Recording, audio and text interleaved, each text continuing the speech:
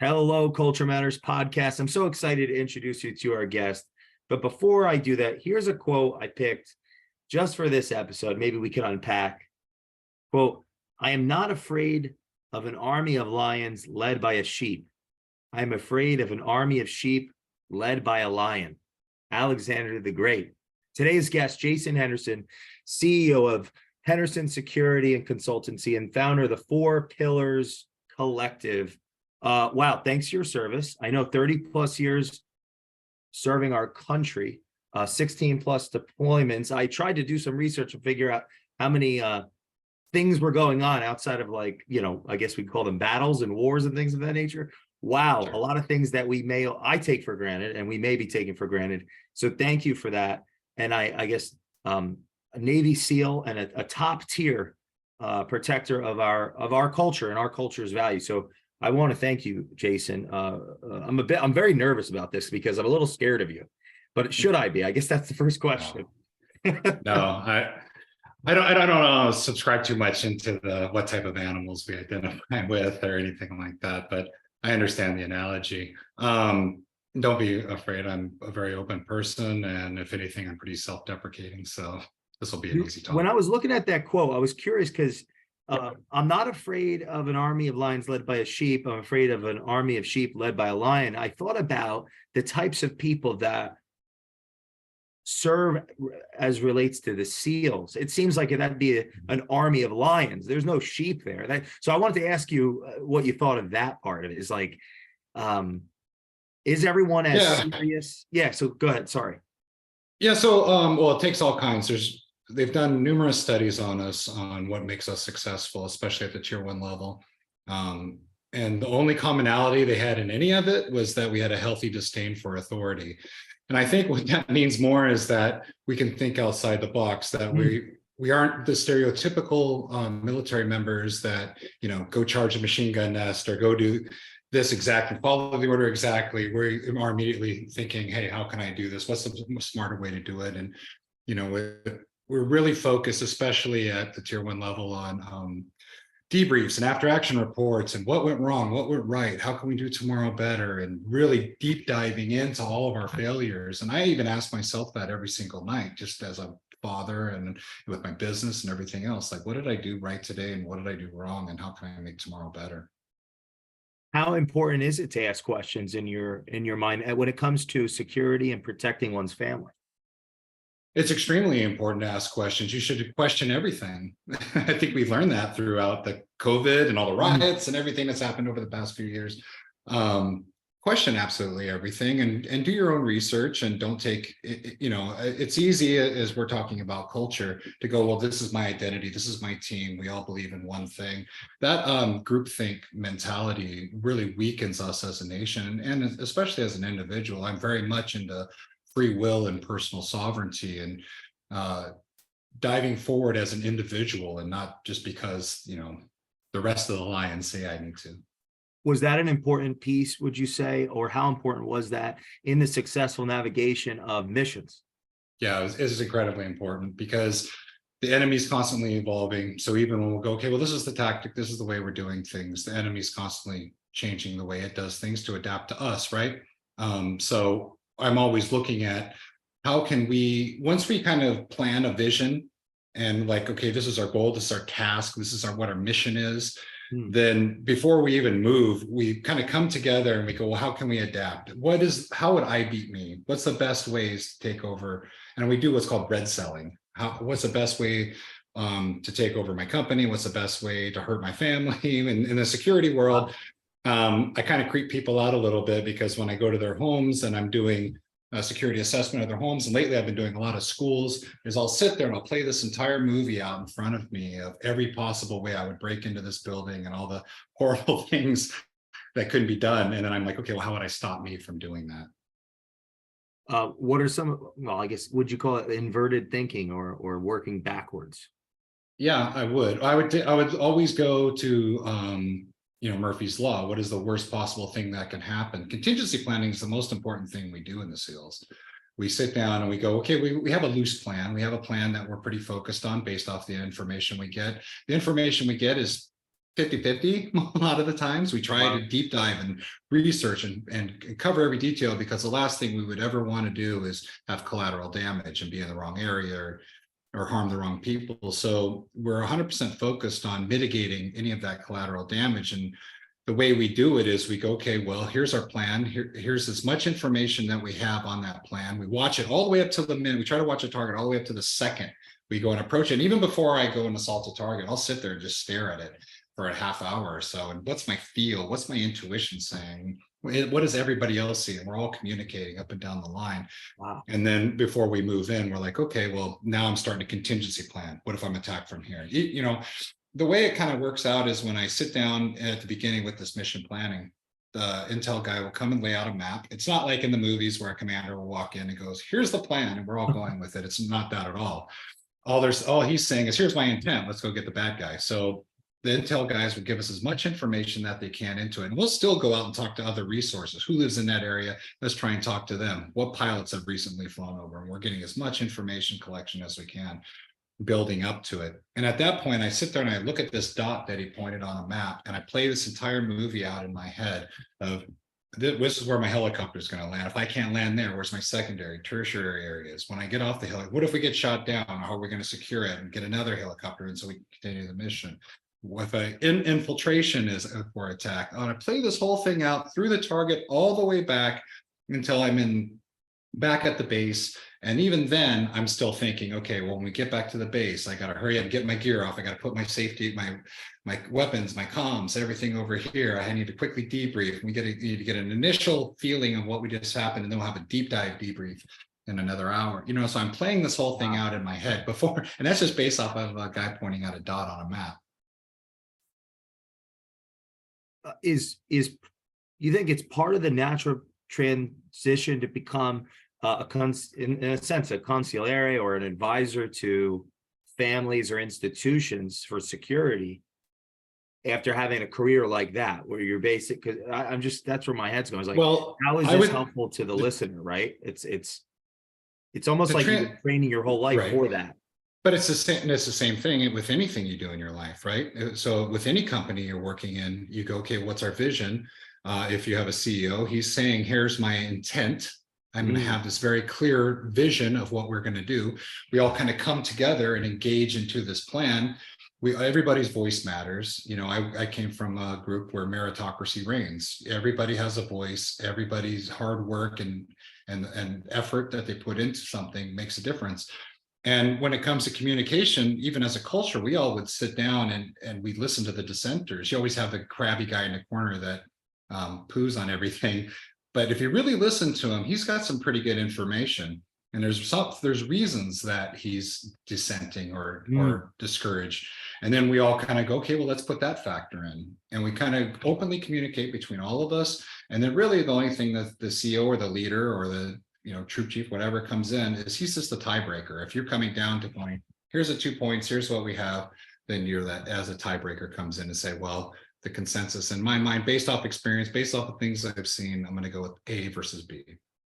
Is that part of the structure of how the military successfully develops the culture of a SEAL, or was that unique to your cohesion? No, the thing that we developed as a SEAL is we kind of come in with this mentality of, if you're not cheating, you're not trying, which is, again, is celebrating that thinking outside the box type of mentality, because we work in unconventional warfare. We don't have to directly follow everything to the letter of the law, because nothing on the battlefield works like that. I can't tell you how many thousands of times I've stepped off a helicopter and nothing looked like what we were briefed on, or nothing would happen. But they would say there's 1,000 enemy, and we get there and there'd be just an old lady in a sheep pen. So you're just like, what is this information we're getting? But really, you just have to be prepared for anything and be ready. And I don't encourage this too much, but like I said, you should question everything. I've had generals come in and say, you guys are going to do this exactly like this. And I would say, yes, sir. And as soon as we walked out of the room, I'm like, we are not going to do anything that dude just said. What we're going to do is we're going to get on the ground, pull an audible. We're going to flank around the side based off of what intel says. We're going to have a good feeling of what we see, and then we'll assault. And as long as he gets a win, he really doesn't care. You know what I mean? Wow. So entrepreneurship, So from an entrepreneur standpoint, yeah, thinking outside the box is incredibly important.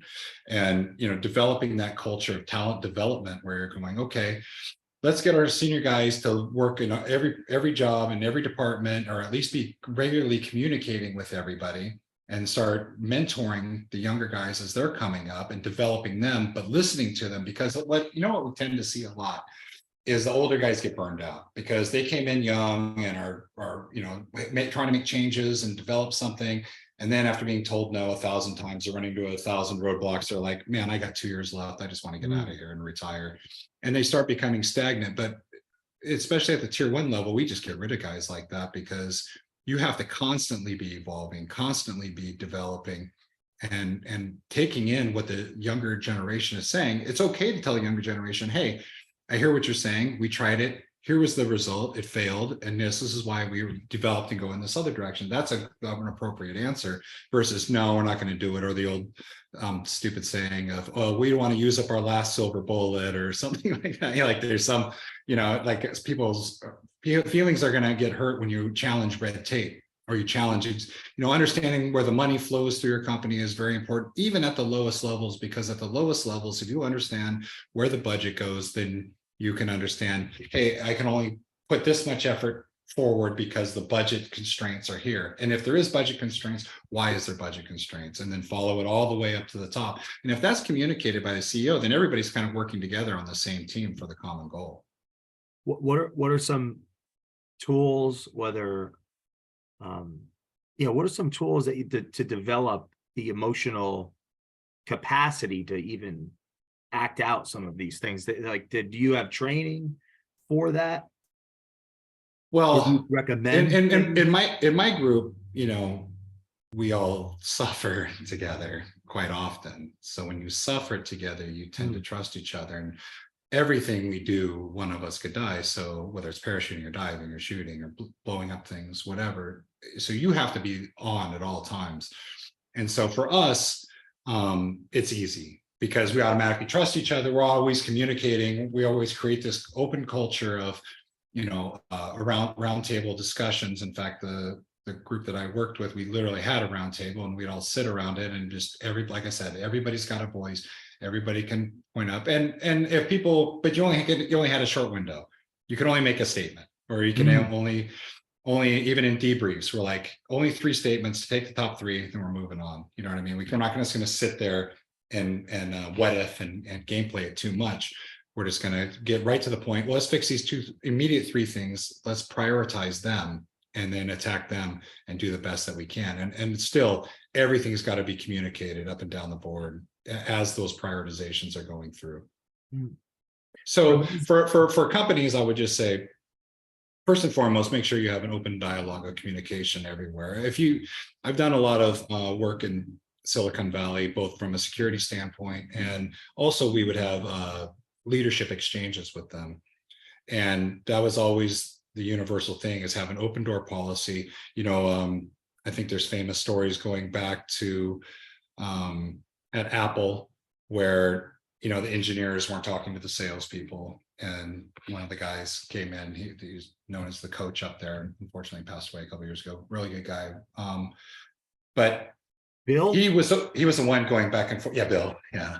So Bill was going back and forth between the two, and he was kind of being the conduit between the 2 different groups and bringing them together so they could have open dialogue and being like, hey, you're not selling our product properly because you're not explaining it properly. Well, it's not their fault. They need to be educated more. So it's on the engineers then to come back. And then, so there were just going opposing groups. And finally, they were able to come together under Bill. And he did a great job. And we had met him and had spent some time exchanging leadership concepts back when I was at the command. But you see it in state departments, you see it in major corporations where one department does not talk to the other because they have cultural differences or bias or whatever. And you got to just put all that stuff aside and be like, what's best for the organization?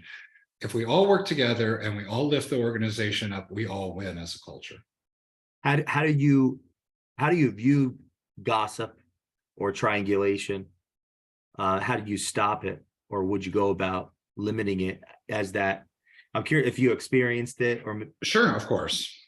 Yeah, I mean, there's times I walk through the locker room and the rumor mill is hit all the way down throughout everything, and then gone down to me, and then everybody's running up to me in a panic, and I'm just like, hang on, let me go find out what's really going on. Stop spreading that rumor. Let's all go up, meet. I'm going to find out exactly what's happening, and then let's sit down and talk. And if I still couldn't answer it because we're playing a telephone game or whatever, I would bring that person in where the rumor came from and sit us all down. But we don't have time for that. We're trying to save lives and rescue people and take the worst terrorists in the world. And just from a cultural standpoint, I would do the same within my organization, my company. Is I'm just like, I don't have time for gossip or anything like that. Just tell me what is wrong and let's all work together and fix it. Do you find when you're navigating various companies, let's say, that their why just isn't very strong, like strong enough? Because if I was going to conceptually compare the why that you would have with your team versus me and my buddies, maybe I have a fairly balanced life. I'm going to work at 9 a.m. Why are we here at this company? What exactly are we up to? Why are we doing it? So I was just curious, like, how important is that sense of mission in your view for a company? Well, for companies, I think it's nice to have incentive. You incentivize people that work hard. Like I said, meritocracy should always reign. You should get promoted based off of your merit. You should be put into positions based off of your merit. And as you rise up, it's because you earned it. And then everybody seeing that goes, oh, okay, well, everybody's lifting up at the same time. So I'm incentivized to improve, to do better, to work harder, to constantly evolve. We kind of had a reverse thing in regards to if you weren't cutting it, you were out. You would go back to the regular SEAL team. So I was at a command where we were made up from the top performers from each of the SEAL teams. It didn't matter how old you were, how much you did, how long you were there, they would send you on down the road because people's lives are involved there. So it's crucially important. But for companies, if you can incentivize people through raise people up, and if you're sitting there stagnant in a job asking your why, and you've looked at the the business's vision, and you're not on board with the vision, then get out of it, because you're hurting everybody. You're not lifting everybody up. You're not part of a team. You're just going through the motions and counting down your days or whatever you're doing and just collecting checks, and you're not helping anything. You're not helping the effort. Go find something that you love doing. Go find something that you want to do. Be brave a little bit and step up. Otherwise, be like, hey, I'm really, pros and cons. Sit down and just be like, what are the pros and cons of being here at this job? Do I agree with the why? If I don't believe in the why, which, even in the military, when I was getting out and, Afghanistan changed and stuff, and we left there, and it had a profound effect on me in a negative way. And then, so I was kind of like, well, why did I do all that? Well, what the heck was the point?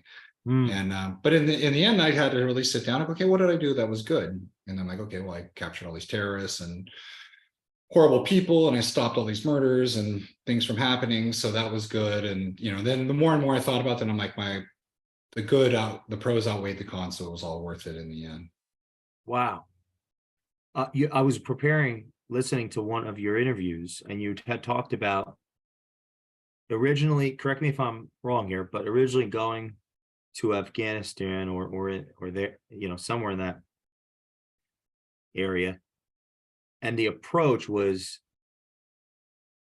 like almost like textbook, or it's like, our approach is off. We've got to figure out a way to instantiate ourselves in this culture, or to de-escalate situations, or like, I don't know if you can unpack that a bit, because there were so many golden nuggets of, I think, all sorts of things in that.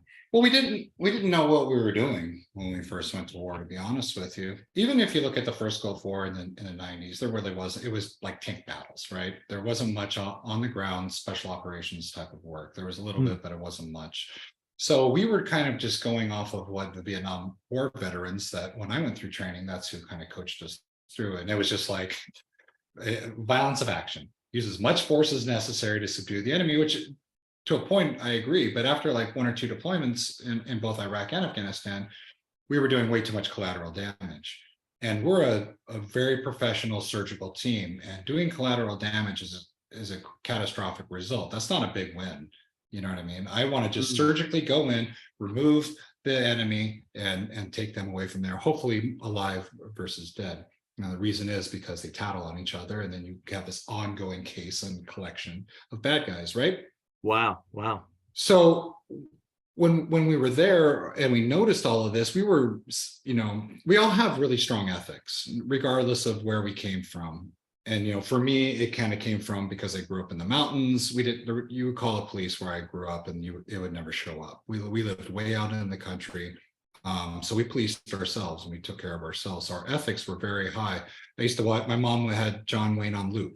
You know what I mean? And if you really look at the morality of John Wayne in his movies, it was protect the innocent, protect women and children and elderly, only use as much force as necessary, and always do what was right. And we kind of had that mentality. It's catastrophic if a woman or child got harmed in any of our actions. And it's hard not to sometimes, because the enemy would hold their own children up in front of their face as a human shield. They had no qualm. They would be shooting at you and holding their baby up in front, knowing that it's in our American culture to never harm innocents. And it's okay. So I just have to flank or get a new angle. And so we really put a lot of effort in de-escalating situations. We always didn't have to be the hammer. We were able to be more successful, actually, by just being more creative. And that's why I said, even from the beginning of Buds, we're always thinking outside the box.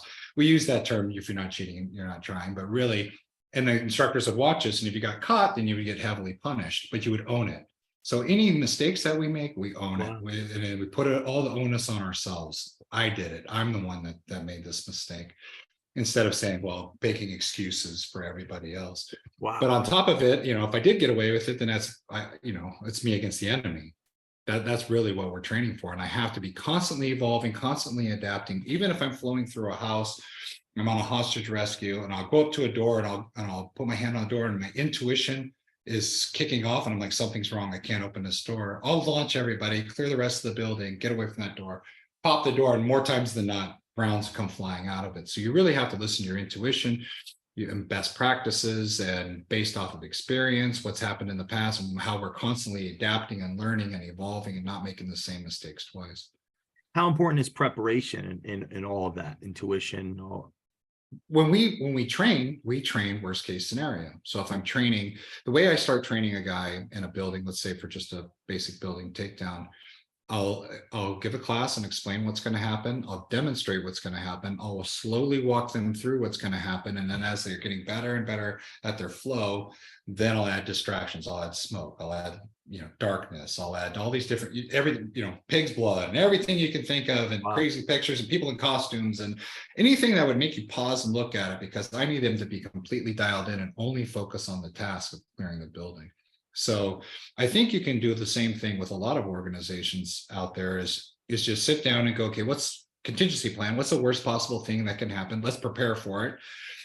Whether it's, your competitor or whatever, what are they doing? How are they evolving? What changes are they making? How are they going to come at us? Is it going to be through social media? Is it going to be through whatever? How can we team up maybe and lift each other up? Or how do we, if we're working in opposing angles, how can we one up and make sure that we don't get taken advantage of it, whether it's through media or through anything, you know what I mean? It's just, there's a million different ways. Always red cell, think of the worst possible thing that could happen, practice and train, at least from a whiteboarding standpoint of having everybody around. What can we do to fail? And let's all sit around and talk about this, and then let's mitigate it. So when it doesn't happen, and if it does start to happen, we can see it and we'll stay fluid and work our way around it.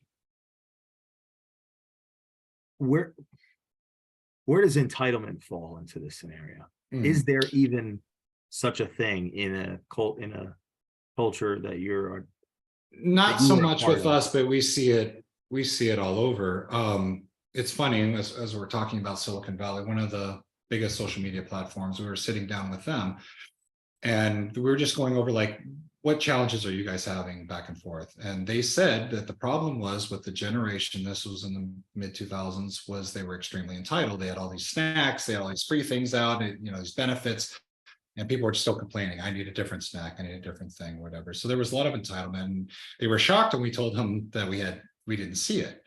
And they had asked, why is that? And from our standpoint, it starts with recruiting. Like, where are we recruiting from? We're recruiting from things like wrestling teams, where children are getting up early in the morning. They're maintaining an extremely stringent diet. They're training in the morning. They're doing their school.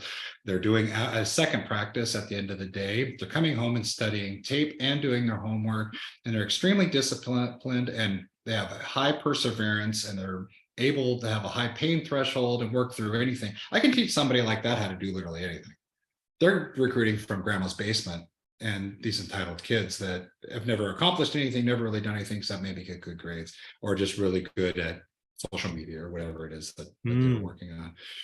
So it kind of starts with that from our standpoint. We recruit from what is going to be the best person that we can mold. We can teach that person anything and develop them. So there's a developmental pattern. And then when that guy gets there, after we've heavily screened and watched,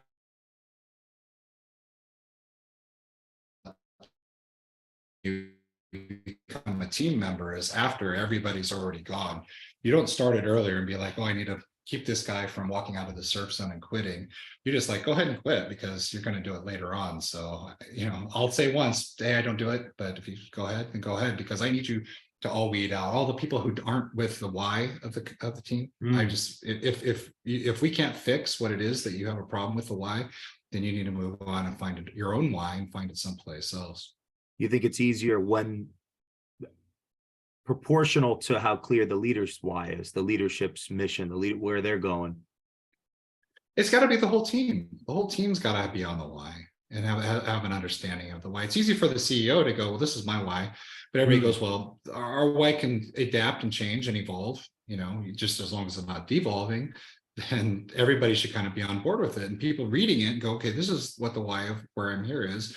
And, I only work now in jobs that are benevolent. I only work for the greater good of not just developing a person, but a person with his family, with his community, and for his country. And I look at everything from that perspective. So as long as I'm always doing what's righteous and what's good, and then I'm doing the right thing, then my why makes sense, because it supersedes me being entitled or my ego or my personal wants. It transcends into what's for the greater good of mankind, everyone around me. What was your inspiration behind the 4 Pillars Collective? It's fascinating what work you're doing. So with 4 Pillars, what had happened is I retired in 2020, and their COVID was in full swing and riots were breaking out everywhere. And I'm sitting there, out of a job, and I'm like, okay, well, what should I move on to next? There's riots going on. What are they complaining about? They don't like police brutality. Okay, well, stop complaining about it. Do something about it. So I went and created the whole de-escalation thing that I talked about, because I wanted to ensure that first responders in general, when they're getting into conflicts with people, were de-escalating the situation, doing it through emotional intelligence, doing it through their own stress mitigation, doing it through training and compliance techniques that can get somebody to calm down. When you're taking somebody down to the ground, you're not slamming them, you're controlling them, because you're the person in control. You're the one that's enforcing the law, right? So you don't want to come in as a bully or somebody that's going to escalate.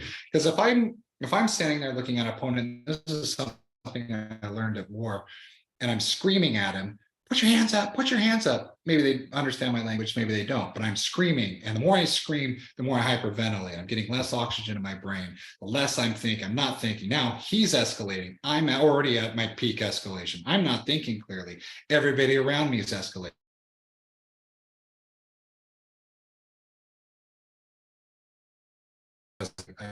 My emotions. I teach that through all aspect of training when I'm working with law enforcement or any other security professional. Is first and foremost, let's work on de-escalating a situation. When I'm talking to a suspect or an opponent, my approach angle is important, because if I do have to shoot, I want to make sure I'm not hitting anybody else. I want to look for cover and concealment as I'm maneuvering and walking up to them. Again, I'm playing this movie out when I'm going up to talk to somebody. I'm already speaking out. Hey, what's going on, man? Are you okay? What's happening? Make them sound relevant. A lot of people just want to be heard. They want to just say, hey, this is what my complaint is, and this is what I'm angry about, or whatever. And you listen to it, and as I'm approaching him, I'm just like, okay, everything's going to be okay. Be calm. I'm not even so much talking to him. I'm talking to my own ego. I'm calming myself down, and I'm breathing while I'm talking. So as I'm talking, I'm inhaling and exhaling. And so I'm maximizing the amount of oxygen up to my brain, and I'm listening to what they're saying. While I'm listening, I'm bringing that air in through my nose and getting as much oxygen in my bloodstream as possible. And then I'm approaching at the right angles, and I'm applying only enough pressure. And sometimes I got to ramp it up real quick, but immediately I bring it back down again. I could see that unbelievably valuable just in a tough negotiation with Absolutely someone's right. client, taking something right. personally that when they don't want to, maybe their Yeah, objection. and I've had to do it. I've had to sit there because everything's a negotiation in my old job, right? I had to convince my family why I should go overseas. I had to convince my commander why the mission makes sense. He had to convince all the way up to the president why it makes sense. When we get out there, I got to convince not just other military units that we're working with, other foreign forces, State Department, all these other government agencies. I have to sit down with warlords and have to convince them on why this mission makes sense. And they have completely different views and ethics on everything else. And I have to, it's a complete negotiation process all the way through. Fortunately, a lot of us had gone through, bargaining for advantage courses at Wharton's and Harvard and other places. So we had an understanding for it. And it just came down to these two simple things: is do your research on what it is that you're trying to negotiate, know it inside and out, and be very calm in your deliverance and listen.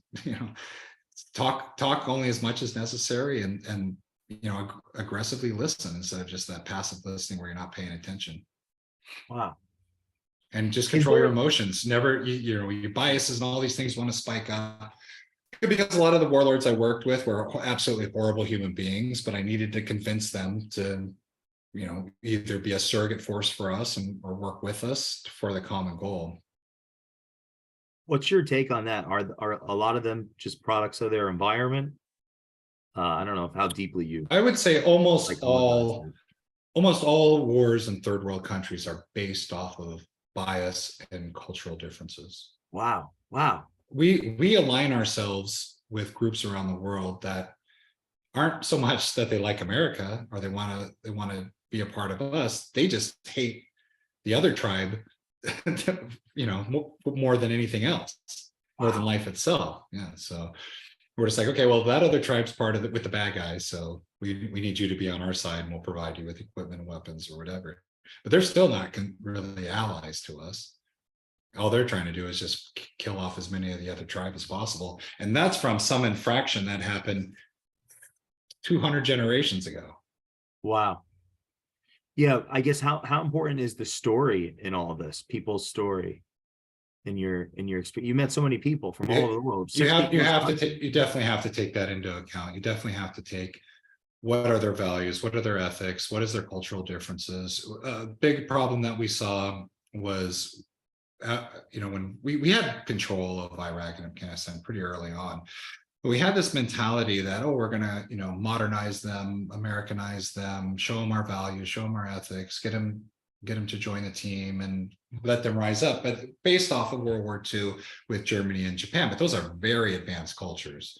Those are significantly engineering powerhouses. You know what I mean?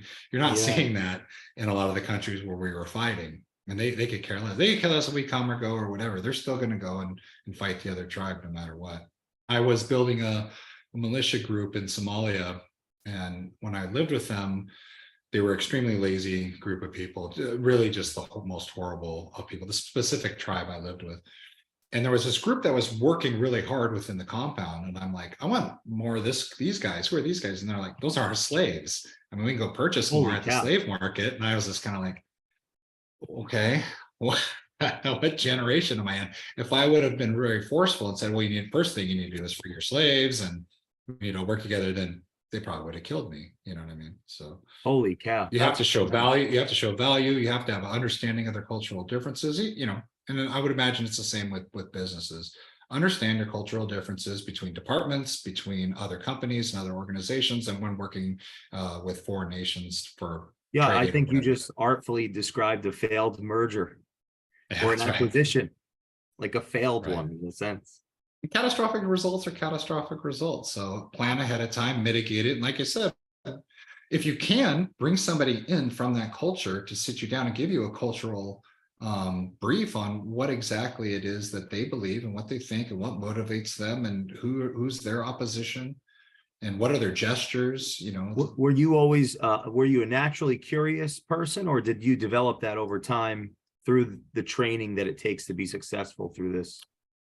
I would say I've always been naturally curious. I grew up on a farm in Oregon in the mountains, and we had like 1,500 people there. And I had 2 channels, so all I did was read, and almost all that was available for me to read, aside from the encyclopedias, was nonfiction. And I always just read about other places and other cultures and other Wow. things. And so that's when I finally left school, I was like, I got to get out of here. I need to go and see what the rest of the world looks like. Otherwise, I'm stuck here like everybody else for the rest of my life. Did you immediately deploy? Well, there's about a year of training. So you go to basic training, then advanced training, then I went straight to SEAL training. And then after that, you go to jump school, then there's advanced training, and so on and so forth. And even then I deployed. So it probably took me a year and a half or so until I deployed. And then I had to kind of start over again as a new guy when I transferred over to the Tier 1 command. I had to go through a full screening process and everything else. It's both physical and psychological, more challenging psychological than anything else. And I feel like no matter what, I'm not going to do you justice because of my ignorance as it comes to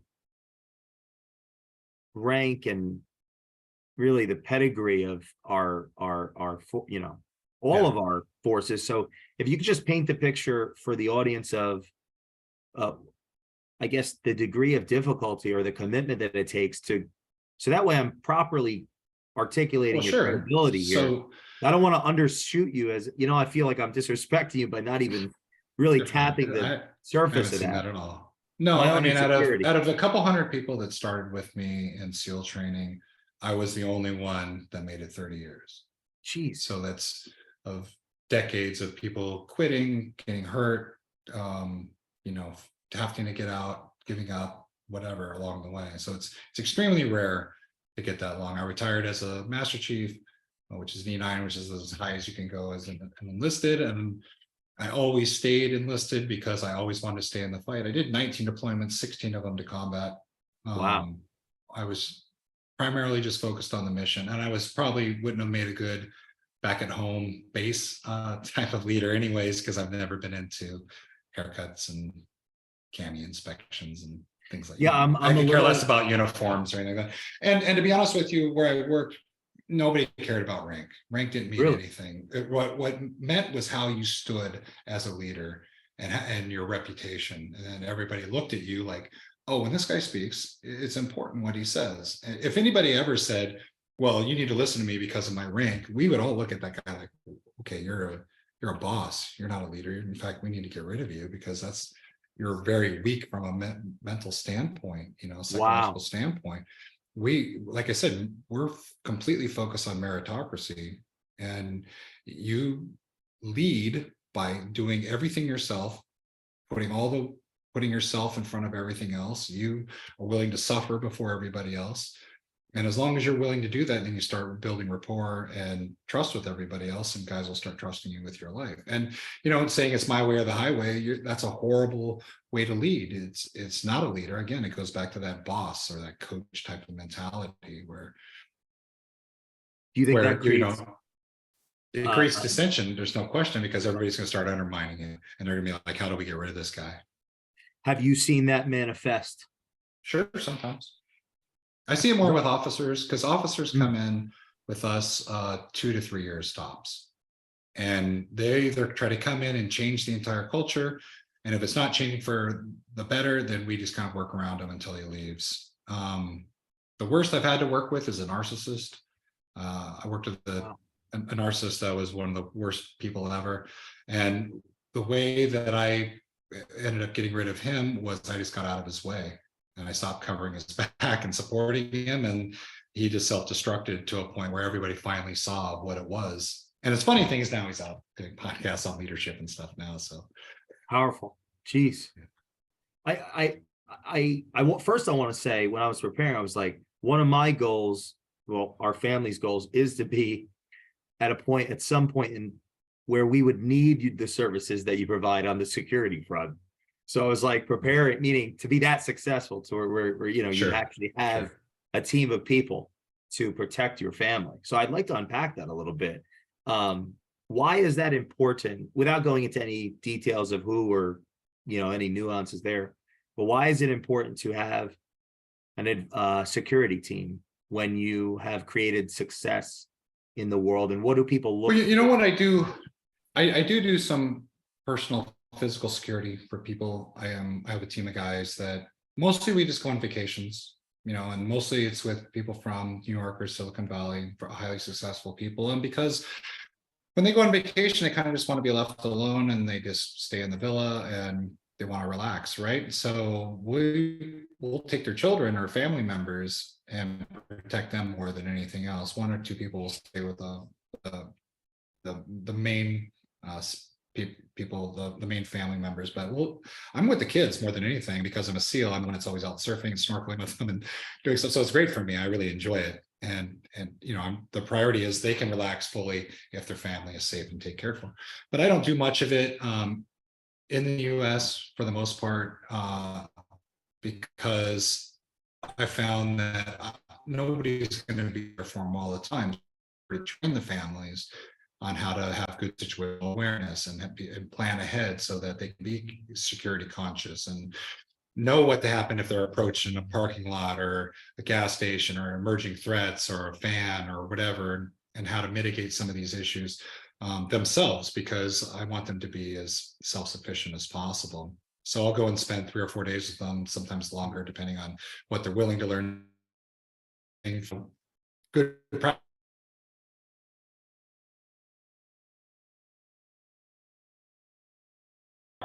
Improvised weapons that they travel with. Did I lose you? So I just had a little lag. Just repeat. Yeah. After 3 to 4 days of basically it's based on the family's will. Yeah, it's basically up to the family's will, right? So some of them want to get really into shooting and want to go to the range all the time. And then we'll do practical application where they're protecting their family and their home. We'll practice storming it, and they can shoot little simunition rounds at us or whatever. And then, others are just like, I don't ever want to touch a gun. So then I'm like, okay, well, what would you be willing to carry in regards to, and I give them a list, and I have them look at improvised weapons. I have them look at knives. I have them look at sprays, things like that.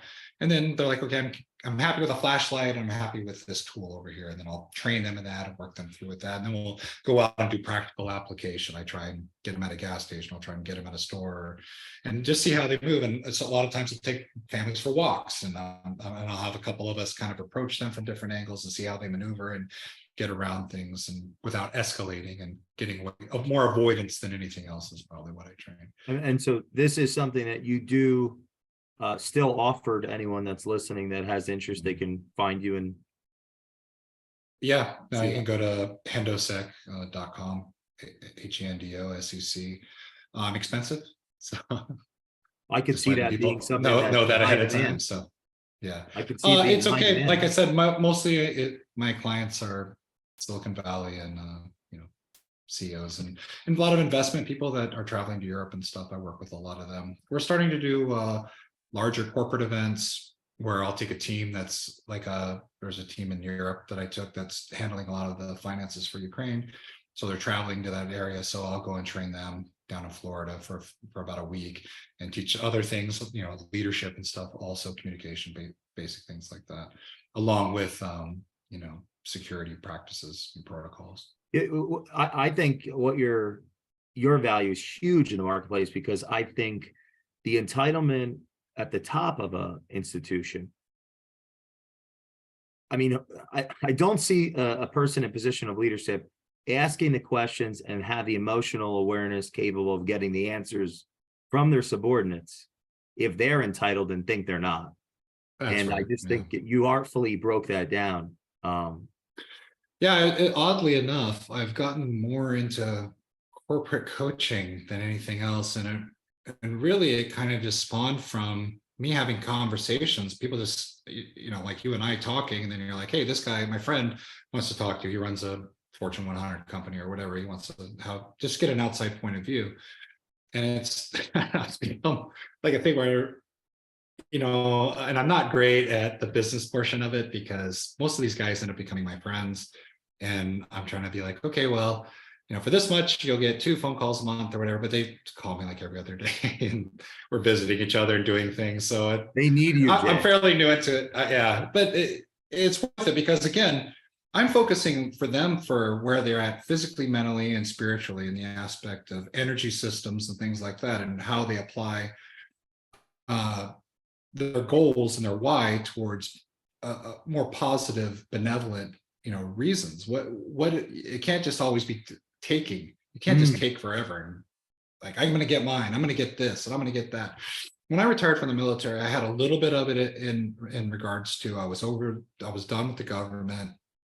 Politics was ridiculous. I saw both sides were corrupt. I saw it overseas when I fought in wars. The whys and why I went to wars was kind of making me angry.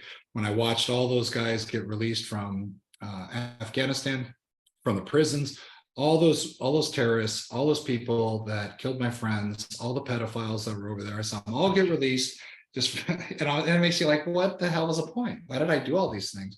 And again, that's when I did that pros and cons. But then I'm just like, you know what? Why don't I just focus on balancing my karma a little bit and doing things right? And it kind of just started with me doing it with the cops, and then hospital security teams are hitting me up saying, hey, we get families that are really emotional because one of their family members died or something happened there, so we have to kind of control it. We don't want to hurt them, but we want to be able to control them, get them off. And then it became university security, because they're like, hey, kids are just drunk, we just want to get them back to their dorms or whatever. And that kind of spread. And then, like I said, it's kind of gone in a lot of weird directions. Schools is what I really like focusing on. I really like helping schools build their security in churches, because I think a lot of what they're doing is for the right reason, especially private schools and Montessori schools. But you'd be surprised, the CEOs of those organizations don't want to change their aesthetics or anything to be more security conscious, because they're just like, well, it's never happened to us. So they have a very reactive mentality versus being proactive. And being a father myself of a couple of kids, it's imperative that when I drop my kid off at your school, that they're safe until I pick them up again. And that's the most important thing in the world. And I don't know why more schools aren't taking this serious. I want to acknowledge you, though, in this way. I think your example tells a story that has impact, like, because you mentioned even just me hearing it now, and when I was like, wow, I'm excited to learn about Jason's life in this, and now this is going to live forever as a podcast. But it's like, for us that have felt powerless or not in control, one time or another, people like you who dedicate themselves not only to our protection, quite literally, but what you've done overseas. Now that I know the story, about the people with the baby, it's like, without those stories, what's going to happen to our culture over time? Like, if somebody doesn't choose that fate, I guess you could say, I just feel compelled to say that too. It's like, I think the story or the example, right? You think about what's the value of the example to the people. And sure. I think it's what I talked about with 4 pillars, and what 4 pillars is based off of is our national security strategy, which I kind of lived by in the military for 30 years. And built within that is security, prosperity, international order, and our own ethics, and our morality. And if you don't have it, if you're not secure, if you're not safe, if your children aren't safe going to school, if your home isn't safe when you go back to it, if your corporation and business isn't safe, not just from physical things, but from other threats, cyber attacks, whatever else, then you're not going to have the prosperity you need. You're going to be living in fear. And if that's happening, other countries don't want us to go and help them solve their problems. And they definitely don't want to hear what our ethics are. They're like, you guys can't get your own crap together. Why are we going to listen to you? And we're seeing that quite frequently right now, as a lot of our allies are forming their own groups overseas, with Brazil and Russia and everybody, and China, all kind of going, okay, well, we're going to become the new superpower, because ethically, we can't look at the US and saying they're constantly doing the right thing. We're constantly undermining ourselves. We're divisive. We're going through things, and it's all unnecessary. I always look at everything from a good and evil standpoint. And the way that all of us beat evil is by being successful. Be as successful as possible, and focus a lot of your effort towards what's benevolent, what's good. If you're always doing that, then you're always on the side of right, and we'll always win. That's our goal. Wow. It made me think, if is part of the value of security being paramount, it's hard to love your neighbor or to extend yourself to another without having that faith in the security. Like we can all just start regressing or siloing ourselves from each other. Like if I don't feel safe to bring my kids in school, then they're not going to go to school. So then if they don't go to school, they're not going to build those relationships and integrate. And so I'm just thinking, like, is that part of the value, right? If we don't feel secure, if we don't feel safe in our culture, then we're going to be separate from each other right at the gate. I'm curious what your thoughts are on that. Yeah, no, we see it. How many people are homeschooling their kids now? It's more than it's ever been in history. And well, not in history, obviously, kids were always homeschooled back in caveman days. I follow you. Nowadays, we see it. We see it quite often, and a lot of my friends are doing it because Zoom was the big one. When we sat down and we watched in 2020, we watched our kids' classes, including me, who was spending $2,000 a month for my kid to go to private school. And I'm listening to their classes, and I'm like, "What are they teaching you? This is ridiculous!" And you're only getting 7 minutes of education per class. And I became really frustrated with it, to be honest with you. And I think a lot of parents are, and a lot of parents finally are just like stepping up, saying, "Wait a minute, this isn't what I sent my kid to." But it's hard to avoid, and it's hard to avoid indoctrinations, and it's hard to avoid all these various pitfalls. So ideally, what I do is I'm proactive at my kids' school. I train, I live here in Charleston. I train, police here. I train security at the school. I'm willing to train anybody. I train my neighborhood, you know what I mean, in safe measures. I train my daughter on a regular basis, and from a psychological standpoint, I'm like, here's what grooming looks like. Here's, what security, when it comes to digital security and how you use your phone and all these best practices, and here's what to watch out for, and here's how somebody is going to come after you and try and lure you towards something, and so because I can't avoid it for the rest of her life, she's going to see it, so I'm going to prepare her for it. 11. She's just turning 12 next week. Do you so I have definitely, I think, a healthy fear of the surveillance state in 20 years that I've read maybe too many nonfiction books about what's going on with these technologies. Is that in the back of your mind in all this, or you have thoughts around? Yeah, but I think, to be honest, I think a lot of it's gonna kind of die out, and just in regards to, you can manipulate anything nowadays, and I think videos and discussions are manipulated through AI so frequently now that I think in the future we'll all just kind of be like, well, did they really say it, or is it an AI generated thing, or whatever? You know what I mean? So I think it can be lessened. But in regards to pictures and stuff like that, yeah, I take that very serious. On I have a Bark phone for her, which is a pretty high security phone, which I can read everything that she has on there, from her text messages to her emails, and it alerts me, hey, there's grooming, there's suicide, there's violence, there's profanity, anything like that. Wow. Immediately alerts me, and then her and I sit down and we have honest discussions with each other about it. Unfortunately, some of it comes from me. Well, I'll get an alert on me texting her like, hey, get down here and clean your damn room or whatever. I'm like, oh, cussing. I'm like, oh, that's too funny. But Jay, yeah, I'm staying as proactive as I possibly can, especially with my family. I'm communicating with them as much as I can about what the pitfalls are, what are the emerging threats, and preparing her for it, because I'm not always going to be there. Someone listening to this wants to bring you a part of their life. What would you say you're willing to do at this point? Is it advisory? Is it education? Like we talked about the workshops. I'd like to be at that crystal clear, because selfishly, I think a lot of companies could use your counsel when it comes to their culture. But outside of that, and the 4 Pillars Collective, how so should 4 Pillars, 4 Pillars Collective is just at 4pillarscollective.com. It's a nonprofit. So I don't go out and pander for money. If you feel like it's a noble cause and you want your neighborhood to be safer and you want police to be better trained, people who donate a decent amount of money, I go to their neighborhood and I'll train their law enforcement agency and help them out. And in some places like Chicago, like and New York too, I train a lot of those cops, and they're like, hey, we can't do this publicly because our our commanders are saying they don't want us to be weaponized, which is the exact opposite of what it is Wow. that I do. So it's almost like an underground speakeasy organization where we'll get gyms that'll volunteer it, and sure as heck on Saturday, cops are on their own time and they're working 5-6 hours training with me to get better.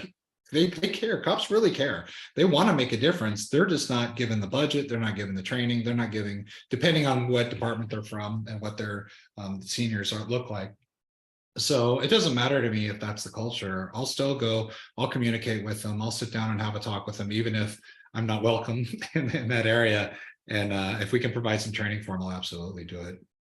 I loved what you were saying about, not in this, but another conversation, the advice to the law enforcement. Think of yourself as correct me if I'm wrong, but think of yourself as an actor. You're on display. That's So you have right. to have a heightened sense of awareness and your own emotions. Can you just unpack that? I thought it was extremely helpful. Maybe Sure. some law All enforcement. aspects of training that I do, I film, and I film it on my phone, and I'm like, this is what you're going to look like on CNN tonight. So I'll do a block of training, then we'll do a scenario-based training with them pulling a guy out of a car or whatever. And I'm like, are you over-escalating? Are you yelling? Are you have emotional intelligence? Are you controlling and de-escalating the situation? Even if you're ramping up physically, are you still talking the situation down? Are you being calm? Are you using the best practices? Let's analyze your body position. Let's analyze your movement when you engage that target or whatever. We analyze all of it. We film all of it. We want them constantly talking so that their camera's picking up exactly what it is that they're doing. So it's very clear that they're not just communicating with the suspect, they're communicating with the audience that's going to be watching it on the news later on that night.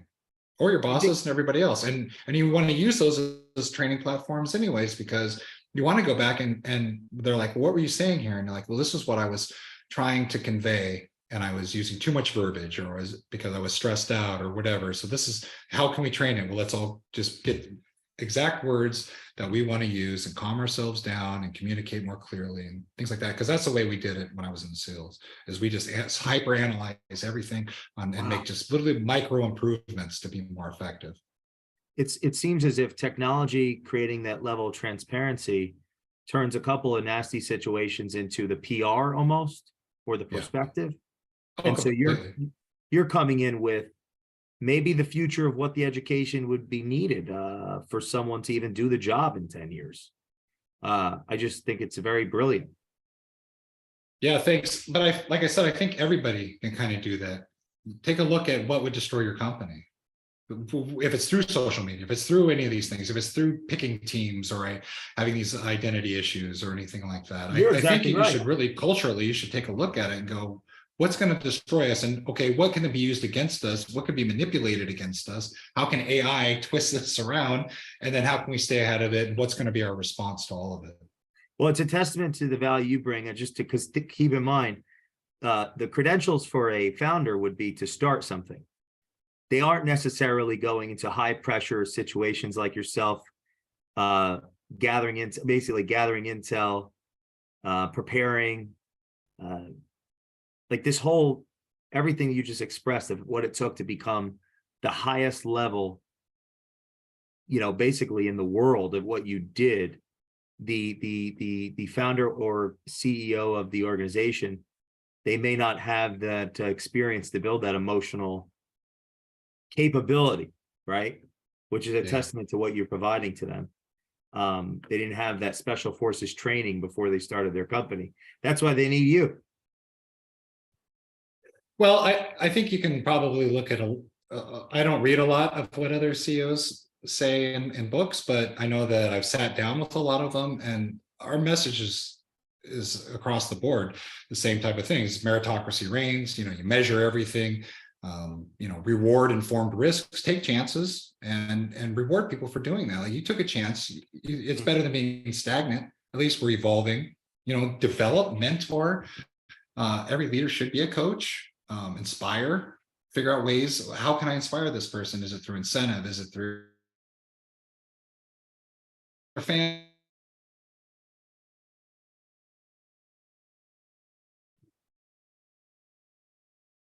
Whatever you can. Getting really froze. Family. Yeah, build up the, you know, I always look at like what are their loves, and even when I'm interrogating people, I'm like, what inspires them? Is it love of country? Is it love of family? Is it, you know, personal? Like even with my daughter, I'm a guy that develops really well off of negative feedback. I don't want you to tell me how good I'm doing. My daughter's not Hmm.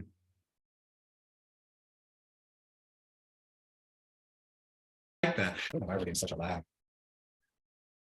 It happens Where do you, sometimes when okay, where'd you get we me get at? excited and we move around, but it's All all right. good. All right. Did you get me up at positive reinforcement? You do very well with, and I think this is something, it's good that it lagged because we need to, I don't know if we could ever hear this enough, but being able to take negative feedback. Yeah. Yeah, because when we're constantly pandering to each other, telling each other how great we're doing, we're really not evolving or learning from it. I need struggle. I need challenges. Otherwise I become stagnant.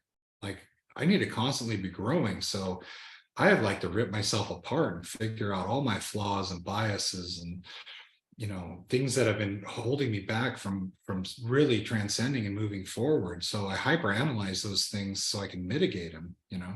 And Yeah, but you're right. It's profoundly important. I see if a CEO does not embody that, their people become afraid and then they don't, it's like an infinite regress. right, it's just tyranny. It turns into authoritarianism, and it's nobody builds up off of that. Jason, in closing, what would you say is the key takeaway that you'd like the audience to think about from our conversation today? No question. I think everybody should take a look at, is what they're doing making them a better person, making their family more close knit, and lifting up your family, lifting up your friends, your community, and then ultimately the strategic goal is making your country a better place for your future children to grow up.